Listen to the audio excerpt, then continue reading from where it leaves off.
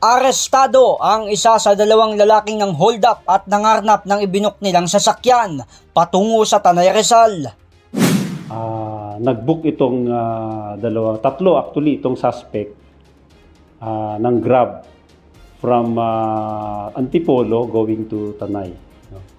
So yung Grab, sinakay sila while along the way to Tanay from Antipolo ay nag-declare sila ng hold up. Saad sa pahayag ng girlfriend ng biktima ay tumawag sa kanya ang boyfriend nito na nag-declare ng hold up ang dalawang pasahero noong oras na yon. Then medyo alerto yung driver, nagawa niyang tawagan yung girlfriend niya. So na-inform niya yung girlfriend niya through speakerphone, hino-hold up ako.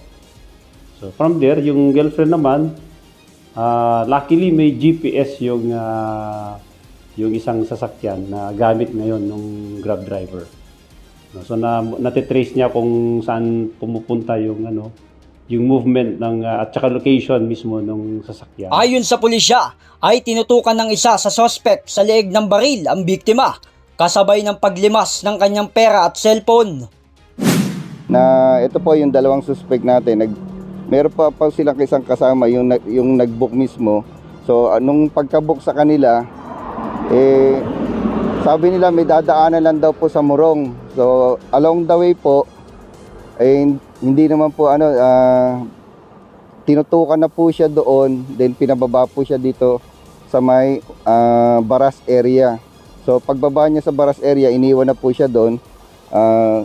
Sabi nung driver sa amin is tinutukan na siya kaagad, then tinutukan na po siya dito sa may kanang leeg niya, then kinuha po yung cellphone, then yung pera niya. Sa tulong umano ng GPS ay nagsagawa ng dragnet operation ang Baras Police na humantong sa habulan na naging dahilan para tumauban sinasakyan ng biktima kasama ng mga suspect. Paano ko po nila? Namamasada rin po ako ng jeep kasi wala nga po ako lisensya. Para po makakuha po ng pantubos, napilitan po ako sumama para makatubos ko po yung lisensya ko. Humingi po ako ng kapatawaran sa kanya kung mapapatawad niya po ako, yun lang. Hindi ko naman po kagustuhan yun. Ibabarilin nga po siya nung kasama ko, kasi natakbo ko lang siya.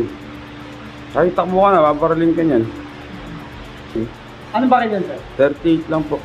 Sabi ng pulisya ay nagkaroon na noong 2009 ng kasong rape at murder noong 2013 ang arestadong suspect. Kasalukuyang patuloy pa rin ang paghahanap sa nakatakas na suspect, kasabay ng isang suspect na nag-book sa biktima, habang nakapit ang isang arestadong suspect sa Baras Municipal Police Station na naharap sa kasong robbery, hold-up and carnapping. J. Martin, JKRS News and Public Affairs.